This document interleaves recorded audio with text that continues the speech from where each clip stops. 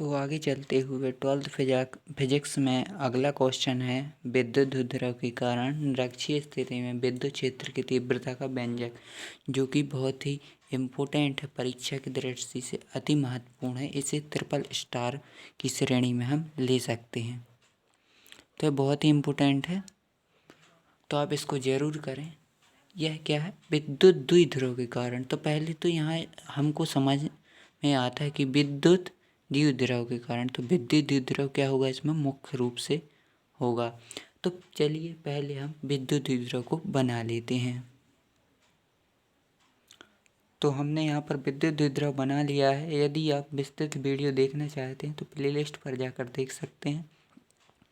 तो यहाँ पर क्या पूछा कि विद्युत द्विध्रुव के कारण निरक्षीय स्थिति में, तो हमने अक्षीय स्थिति में कर लिया था, मतलब कि इसी अक्ष में हो, मतलब कि इसी अक्ष में, या इसको ऐसा बनाते तो इसी अक्ष में होती, परंतु हमको क्या करना है, इस जो विद्युत द्विध्रुव है इससे दूसरी अक्ष में करना है। ठीक है, तो हम यहाँ पर ऊपर की साइड करेंगे और इस साइड हमने कर लिया था, मतलब कि इसी के अक्ष में हमने कर लिया था, तो वह कहलाती अक्षीय स्थिति। और इससे हम मतलब कि इस अक्ष से हट के कर रहे हैं, तो वह क्या कहलाएगी? निरक्षीय स्थिति। चलिए कोई बिंदु हम ले लेते हैं और वहाँ पर हम क्या करेंगे, विद्युत क्षेत्र की तीव्रता निकालेंगे।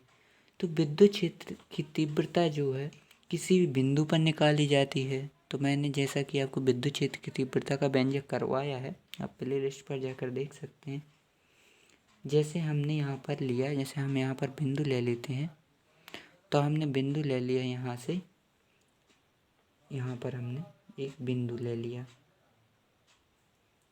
तो इस पर हम क्या करेंगे, विद्युत क्षेत्र की तीव्रता ज्ञात करनी, जो इस अक्ष के से हट के है, तो हम कह देंगे निरक्षीय स्थिति में है।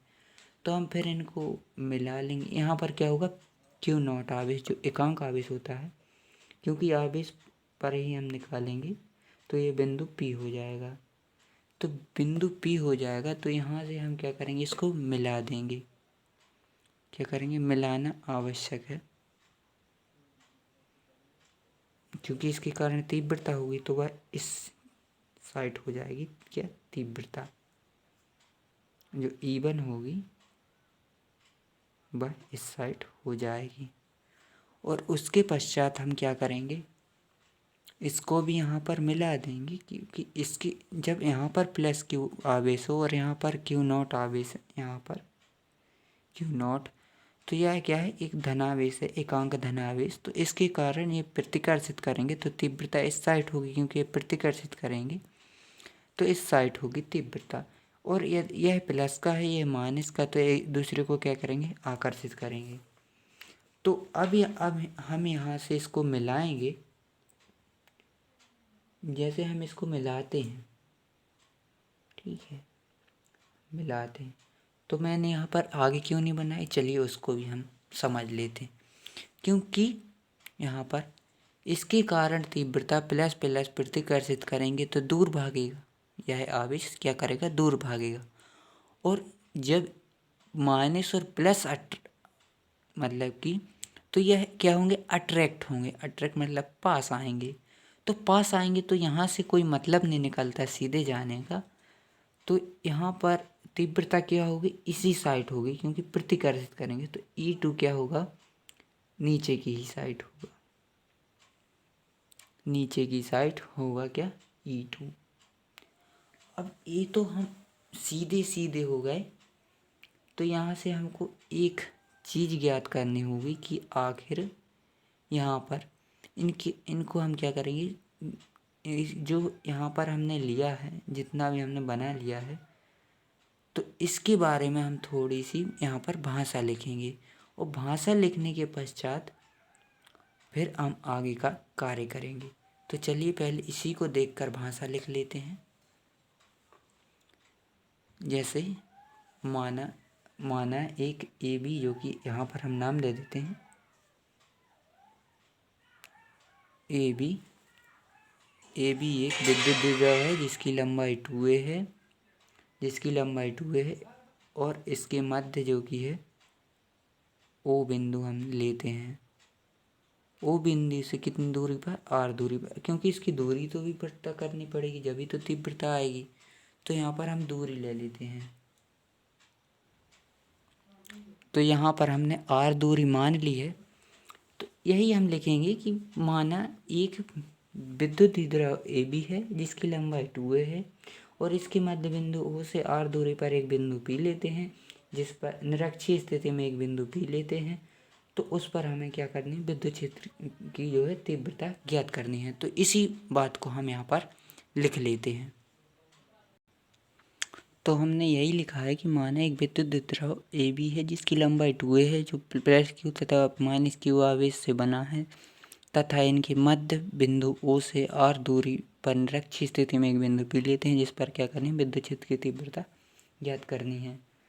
तो जो प्लस Q के कारण निकालेंगे हम और माइनस Q के कारण निकालेंगे और इनको हम क्या करेंगे, आगे सॉल्व करेंगे तो हमको तीव्रता ज्ञात हो जाएगी। अब इनका मैंने यह क्यों बनाए हैं, क्योंकि यह यहाँ से झुकी हुई है, इसके सीध में नहीं है, नहीं तो हम यहाँ से सीधी दूरी ले लेते, परंतु यह झुकी हुई है। इसके लिए हम इनको समकोण जो होते हैं समकोणिक घटकों में विभाजित करेंगे। तो इसलिए यह मैंने बनाई है। हम बाद में भी बता सकते थे लेकिन मैंने पहले बना दी है। तो चलिए इसके कारण इस पर क्या करते हैं, तीव्रता निकालते हैं। तो आपने जो एक फॉर्मूला पढ़ा होगा, तो आपने यहाँ पर फॉर्मूला पढ़ा होगा और इसका जो कि है हमने वीडियो पे अपलोड कर दिया है, आप प्लेलिस्ट पर जाकर देख सकते हैं, जो कि आया था E बराबर 1/4πε0 इंटू Q/r², जहाँ Q क्या है, आवेश, जिसके कारण तीव्रता निकालनी हुआ है आवेश है, और R दोनों आवेशों के बीच की दूरी, और ε0 जो है निर्वात की क्या है, विद्युतशीलता, और यहाँ पर 4π, क्योंकि जो 180 का होता है, इसको हम बाद में डिटेल में अगली वीडियो में हम इसको समझा देंगे। तो यहाँ पर हम स्किप करते हैं इस चीज़ को। तो यहाँ पर जो कि है निर्वात की विद्युतशीलता जो है विद्युतशीलता है, और यदि परावैद्युतांक होता तो यहाँ पर k का गुणा और हो जाता।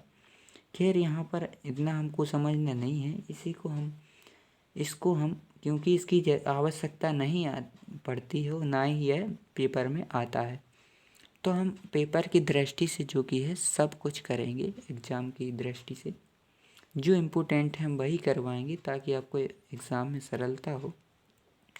तो इस सूत्र को अपना कर हम प्लस Q के कारण बिंदु P पर क्या निकाल लेंगे, हम जो है तीव्रता निकाल लेंगे। तो चलिए निकालते हैं। तो यहाँ पर लिख देंगे हम प्लस Q आवेश के कारण विद्युत क्षेत्र की तीव्रता। तो इसके कारण हम क्या निकालेंगे तीव्रता प्लस Q आवेश के कारण, जो कि यह तो एक नियतांक होता है 1/4πε0। तो इसको हम ज्यों कहते हैं लिखेंगे। और किसके कारण निकाल रहे हैं, प्लस Q आवेश के, तो प्लस लिखने की आवश्यकता नहीं है। और यहाँ पर दूरी क्या है इन दोनों के बीच की, चलो इसे समझ लेते हैं। यहाँ पर दूरी है यहाँ से A से P तक की दूरी, तो यहाँ से हम क्या लिखेंगे, AP, और R का वर्ग था तो यहाँ पर भी हम वर्ग लगाएंगे। और फिर यहाँ पर आगे बढ़ते हुए अब इसका जो कि मान होता है हम मान यहाँ पर रखेंगे, क्योंकि AP वर्ग से काम नहीं चलने वाला है। चलिए AP देखते हैं कहाँ पर है। तो AP यहाँ से यहाँ तक की दूरी है। तो हमने एक चीज़ पढ़ी है जो कि पाइथागोरस प्रमेय है, तो कर्ण का वर्ग बराबर लंब का वर्ग प्लस आधार का वर्ग। तो यहाँ पर हमें कर्ण का मान निकालना है AP का, तो हम इसका वर्ग कर देंगे और इसका वर्ग कर देंगे, तो यहाँ पर R का वर्ग हो जाएगा और यहाँ पर किसका, A का वर्ग हो जाएगा, क्योंकि 2A है पूरी लंबाई, तो यहाँ पर A हो जाएगी, मतलब 1A। तो यहाँ पर हम जो कि लिख भी सकते हैं कि तीव्रता किस दिशा में होगी, तो वह किस में होगी, A से P दिशा की ओर हम यहाँ पर लिख सकते हैं, क्योंकि दिशा जरूरी होती है। तो यहाँ पर दिशा में, अब इसको भी हम समझा देते हैं कि आखिर यह कैसे लिखा है हमने।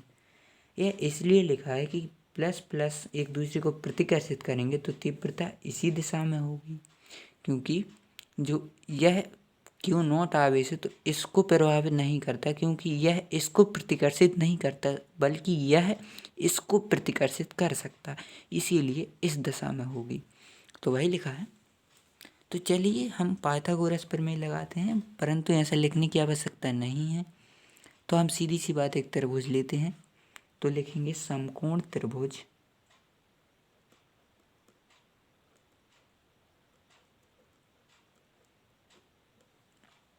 समकोण जो त्रिभुज है हमारा पी, और फिर आप यहाँ से यहाँ मत लिखना क्योंकि कोण लिया जाता है, क्योंकि यहाँ पर समकोण है। और ऐसा भी लिख सकते हैं ए ओ पी में, मतलब ऐसा ए ओ, ए लिख सकते हैं पहले, ओ लिख सकते हैं पी, इस प्रकार से भी लिख सकते हैं ए ओ पी में। तो यहाँ से हमने लिख दिया, तो क्या होगा ए पी का वर्ग बराबर जो होगा आर का वर्ग, क्योंकि यह लंब है, प्लस जो है ए का वर्ग हो जाएगा। तो हम आगे क्या करेंगे, माइनस क्यू की आवेश के कारण बिंदु पी पर निकालेंगे। तो फिर भी हमें यहाँ की यह दूरी बी पी ज्ञात करनी होगी। तो हम इसी प्रकार बी पी को भी निकाल लेते हैं पहले से। तो हम लिखेंगे इसी प्रकार, तो आप क्या लिखेंगे बी पी। तो बी पी भी वैसे ही आएगी। आप यहाँ पर मैं समझा देता हूँ, यहाँ पर लंब क्या है आ रही है और ए दूरी हो गई इतनी ओ से बी तक की। तो आप एक स्टेप और भी बढ़ा सकते हैं, जहाँ कि मैंने आर वर्ग सीधा लिख दिया है यहाँ पर, तो वहाँ पे आप क्या लिख सकते थे, यहाँ पर पी ओ का वर्ग लिख सकते थे। फिर दूसरे स्टेप में आप सीधा यह लिखते थे, परंतु मैंने सीधे ही किया है। तो आप स्टेप बचा सकते हैं, क्योंकि आप क्लास 12th में, इसीलिए क्योंकि स्टैंडर्ड लेवल होता है तो सीधे सीधे ही करना पड़ता है।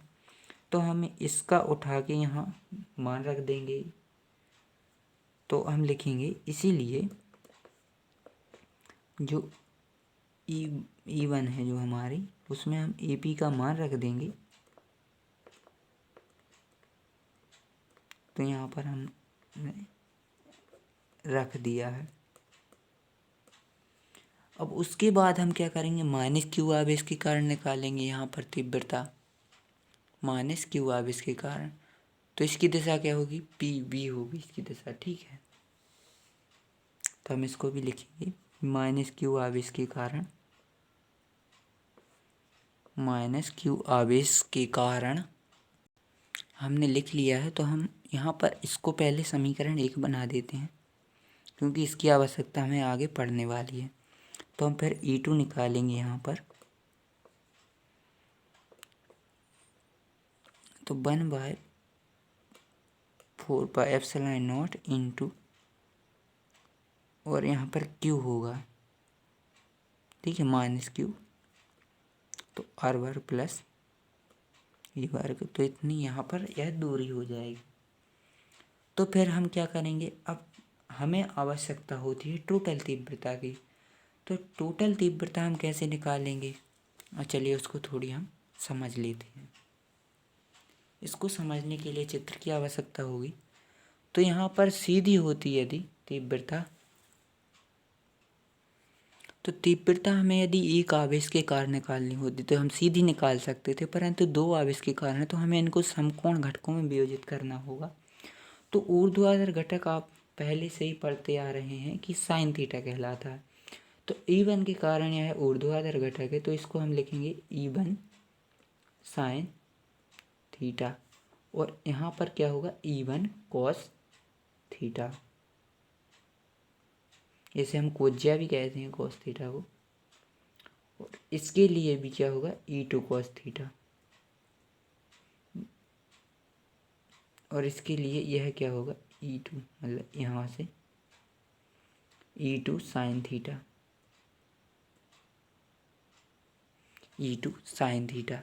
तो हम यही बात लिखेंगे कि तीव्रता E1 को समकोण घटकों में विभाजित करने पर तो क्षैतिज घटक हो जाएगा E1 cos थीटा और ऊर्ध्वाधर घटक E1 cos थीटा। और फिर लिखेंगे E2 जो तीव्रता है उसे समकोण घटकों में विभाजित करने पर तो जो ऊर्ध्वाधर घटक होगा E2 sin थीटा और क्षैतिज घटक जो घटक हो जाएगा E2 cos थीटा। तो हमने यहाँ पर लिख लिए हैं तीव्रता E1 को समकोण घटकों में विभाजित करने पर क्षैतिज घटक E1 cos थीटा और ऊर्ध्वाधर घटक है जो कि E1 sin थीटा है। और तीव्रता E2 को समकोण घटकों में विभाजित करने पर तो E2 cos थीटा क्षैतिज है और ऊर्ध्वाधर क्या है E2 sin थीटा। और यहाँ पर आप देख सकते हैं E1 cos थीटा क्षैतिज है और E1 sin थीटा जो ऊर्ध्वाधर है और E2 cos थीटा क्षैतिज है और E1 sin थीटा ऊर्ध्वाधर है। तो यहाँ पर हम देख सकते हैं यह क्या है, एक दूसरे के विपरीत हैं E2 sin theta E1 sin theta. तो एक दूसरे का जो इनका प्रभाव है यह क्या कर देंगे, क्योंकि यह अपोजिट है। मान लो जैसे कि हम एक चीज़ आपको बता रहे हैं रफ में करके, यहाँ पर आप समझ सकते हैं। जैसे कि कोई प्लस आवेश है तो वह माइनस होगा, ठीक है, -1 +1।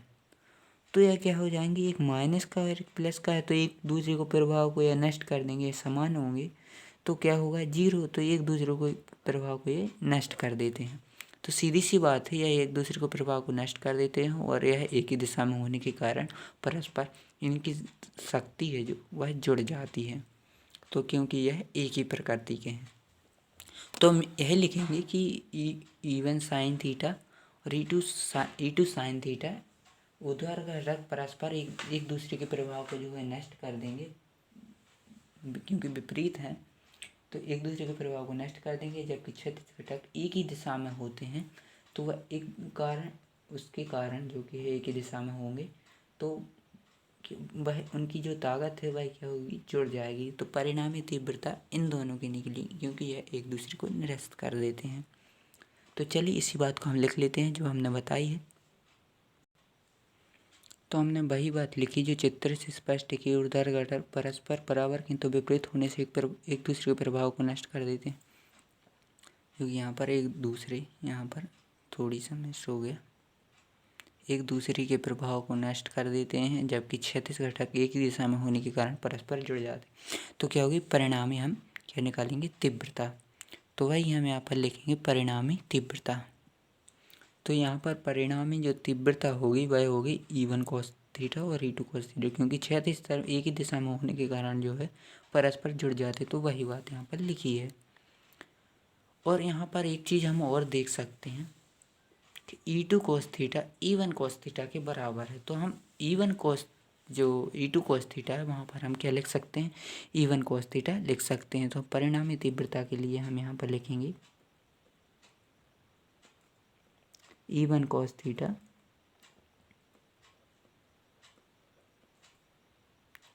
प्लस यहाँ पर E1 cos थीटा हम फिर से लिख सकते हैं। तो वो जो परिणामी निकलेगी वह क्या आएगी, 1 और 1 क्या हो जाएंगी, 2। तो परिणामी होगी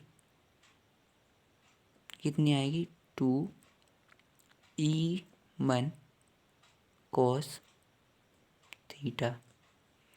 तो वह आ जाएगी। अब यहाँ पर E1 का मान रखेंगे तो E1 और जो कि हमने E1 को समीकरण 1 बनाया था इसको हम समीकरण 2 बना लेते हैं।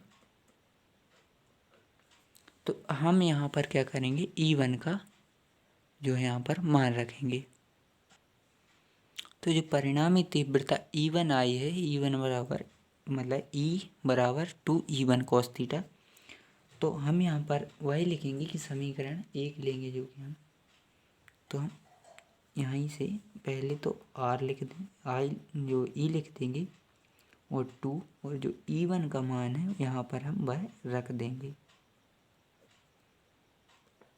4πε0 इंटू Q/R वर्ग प्लस E वर्ग।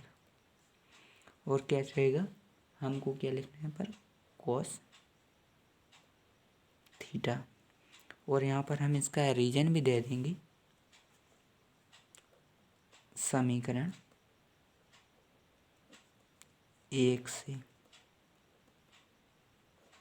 समीकरण 1 से रीजन दी। अब यहाँ पर cos थीटा आ गया, हम cos थीटा का मान यहाँ पर रखेंगे। चलिए cos थीटा का मान कैसे निकालेंगे समझ लेते हैं। चूँकि हमें निकालना है cos थीटा, तो cos थीटा में रिलेशन क्या होता है, आधार बटे कर्ण। तो यहाँ पर आधार क्या है, a है, ठीक है। a मतलब कि यहाँ पर सीधी सी बात हम a यहाँ से ओ ए ले सकते हैं, ठीक है, ए ओ लिख सकते हैं। और कर्ण, कर्ण क्या होगी, ए पी ले लेते हैं, ठीक है। और ए पी लेंगे, ए पी लेंगे तो ए पी क्या, ए पी का वर्ग हमने निकाला था तो आर वर्ग प्लस ए वर्ग था, तो ए पी का वर्ग हटेगा तो क्या आ जाएगा, उस पर वर्गमूल आ जाएगा। तो यही हम उसमें कर सकते हैं। तो हम क्या लिखेंगे, जो हमारा त्रिभुज है यहाँ पर आप देख सकते हैं, त्रिभुज यहाँ पर क्या है, पी ओ ए। तो हम cos थीटा निकालेंगे इससे, तो हम वही बात लिखेंगे। तो यहाँ पर हमने लिख लिया है। तो cos थीटा का मान हमें जो चाहिए, तो cos थीटा जो कि हमने यहाँ पर कर्ण बता देंगे आपको, आप साथ में ही करते जाइए और हम आपको बताते जा रहे हैं। तो यहाँ पर क्या होगी, कर्ण जो है आधार, आधार होगी ओ बी, ठीक है। और ओ बी क्या हो, यहाँ पर ओ ए ले सकते हो, और ये दोनों एक से हैं तो यहाँ पर ए आ जाएगी, क्योंकि ये 2 है तो आधार क्या होगा, ए, ये होगा। और चूँकि हमने ए पी वर्ग का मान निकाला था आर स्क्वायर बटे ए स्क्वायर, परंतु ए पी का मान निकालेंगे तो कर्ण ही लग जाएगी, तो आर वर्ग प्लस ए वर्ग। तो यही लिख सकते हैं हम सीधा सा। तो यहाँ पर cos थीटा का मान आ गया, तो हम अब cos थीटा का मान इसमें रखेंगे, जो कि हमने समीकरण यहाँ पर 3 बना दिया है। तो चलो वही बात लिखते हैं। तो मैंने यहाँ पर cos थीटा का मान इसमें रख दिया है। तो यहाँ पर आप देख सकते हैं ए बना है यहाँ पर, क्योंकि जो ए ओ की लंबाई है वह ए है, ठीक है। तो यहाँ पर हम आगे सॉल्व करें, यदि हमने एक चीज़ आपको बताई थी जो कि हम आप में समझा देते हैं। जो हमने द्विध्रुव आघूर्ण के बारे में पढ़ाया था जिस वीडियो में, आप प्लेलिस्ट पर जाकर देख सकते हो, उसमें हमने बताया था कि P बराबर क्यू इंटू 2a। तो यहाँ पर एक टर्म लगता है जो क्यू इंटू 2a होता है। तो यहाँ पर क्यू हो गया, ये 2 है और a है, तो यहाँ पर हम क्या लिख सकते हैं, P लिख सकते हैं। तो पहली बात तो यहाँ पर यह हो गई, और यह कांस्टेंट रहता है तो इसको अलग लिखेंगे हम। तो चलिए आगे बढ़ते हैं। यहाँ पर हम रख देते हैं इसको, अब देखते चलना। ई बराबर जो होगा हमारा 4 pi epsilon not into P लिखेंगे, ठीक है, इसकी जगह पे। और यहाँ पर हम लिख भी देते हैं कि पी बराबर क्यू इंटू जो है 2a। तो यहाँ पर जो कि यहाँ पर हम एक और बात बता देते हैं, रफ में भी समझाएंगे उसको। यदि हम इसके ऊपर कोष्टक लगा दें तो यहाँ पर क्या होगी, 1 की घात, ठीक है। और वर्गमूल क्या कहलाती है, 1/2 की घात। यदि हम इनको जोड़ दें, क्योंकि गुणा में घातें जुड़ती हैं, तो इसका क्या होगा, इसका हम 2 LCM लेंगे, और यहाँ से इसका एक एक एकम, एक और एक दूनी 2, मतलब कि 2 बार जाएगा, तो 2 एकम 2, ठीक है। और यहाँ से 2 एकम 2 और 1 एकम 1, तो यहाँ पर क्या आएगा, 3/2। तो 3/2 घात बन जाएगी, और इसको हम अंदर लिखेंगे। तो सीधी सी बात, हमको क्या करना है, यहाँ पर हम r square plus a square 3/2 की घात हम लिख देते हैं। यहीं थोड़ी समझना होता है, यहीं पर कठिन होता है थोड़ी। और इसकी तीव्रता का जो, और फिर हम एक टर्म लगाएंगे, यदि, क्योंकि जो 2a रहती है वह बहुत ही अल्पतम दूरी होती है, तो हम इसको क्या मानेंगे, नगण्य मानेंगे। तो वही लिखेंगे हम, ए छोटा हो आर से यदि, तो ए का मान, तो ए को नगण्य मानने पर, तो ए जो है को नगण्य मानने पर,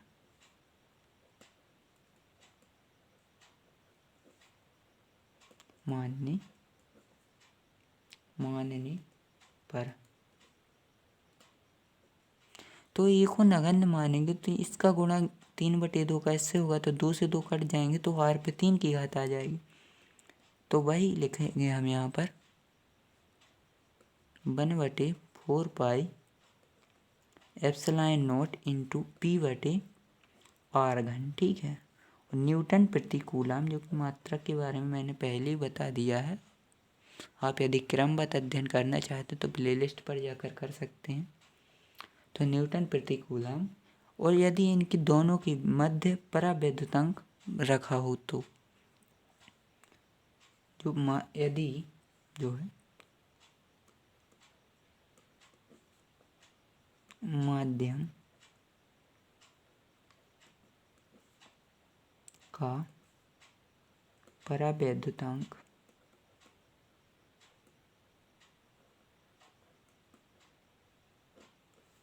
के हो तो, चलिए इसको थोड़ी सा हम समझा देते हैं। तो यहाँ पर जैसे हमने मैग्नेट लिए हैं, यदि हम दोनों मैग्नेटों को पास पास रखें तो वह एक दूसरे को जल्दी आगे करेंगी, मतलब कि उनकी क्रिया तेज होगी। यदि हम इन दोनों की मध्य यदि कुछ रख दें कोई चीज़, तो यह क्या हो जाएगी, इसकी क्रिया घट जाएगी, अन्यथा यह इसको और इसको टच नहीं करेंगी। तो वही होता है कि जो भी यदि हम जैसे इन दोनों आवेशों के मध्य कुछ जैसे धातु रख दें, तो धातु का परावैद्युतांक जो कि है अनंत होता है, तो वहाँ पर के का मान क्या हो जाएगा, अनंत रखेंगे, जिससे जो तीव्रता होगी वह बिल्कुल कम हो जाएगी। तो वही है, यहाँ पर मैं फिर की आपको थोड़ी सा बता देता हूँ, क्योंकि यह क्रिया को घटाता है इसलिए बटे में आएगा, और पी बटे आर घन। और यही अभीष्ट व्यंजक है। इसके पहले हम थोड़ी इसको बता दे रहे हैं कि यहाँ पर क्रिया घट जाएगी, अर्थात यहाँ पर यदि हम जल को रखते हैं तो जल का जो कि परावैद्युतांक होगा, ठीक है, तो वह उसका मान यहाँ पर रख जाएगा, तो उतने गुना यह क्रिया मतलब तीव्रता कम हो जाएगी, वो तीव्रता जो है कम हो जाएगी। यदि कोई भी जैसे वायु का होता है एक, तो वायु से कुछ प्रभाव नहीं पड़ता है। यदि इन दोनों की मध्य धातु या जल कुछ भी रख दिया जाए तो उससे कम हो जाता है, केरोसिन।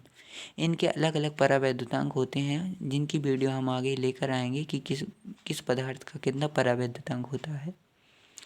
तो यही हमारा जो है अभीष्ट व्यंजक है।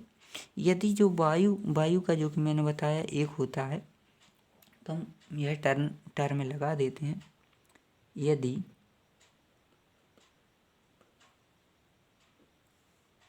जो है वायु या निर्वात में के बराबर 1 हो तो, वायु और निर्वात में 1 होता है के का मान, आप याद रखिए। तो यहाँ पर E बराबर 1/4 पाई एप्सिलॉन नॉट की बटे आर घन, क्योंकि यहाँ पर के का मान 1 हो जाएगा तो यहाँ कुछ नहीं निकलेगा। और जो है यही हमारा व्यंजक है, निरक्षीय स्थिति में तीव्रता का व्यंजक है, वही लिखेंगे। यही अभीष्ट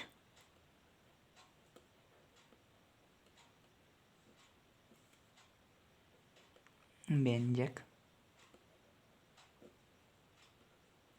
है, और इसे हम क्या करेंगे, ब्रैकेट में बंद कर लेंगे। तो यहाँ पर हमारा व्यंजक आ चुका है। तो चलिए इसका पूरे का आप स्क्रीनशॉट ले लीजिए। यहाँ से आप ले सकते हैं। अक्षीय स्थिति का हमने करवा दिया है, वह भी बहुत ही महत्वपूर्ण प्रश्न है और यह भी है, तो यहाँ से आप स्क्रीनशॉट इसका ले सकते हैं और नोट्स आप अपने बनाते जाइए।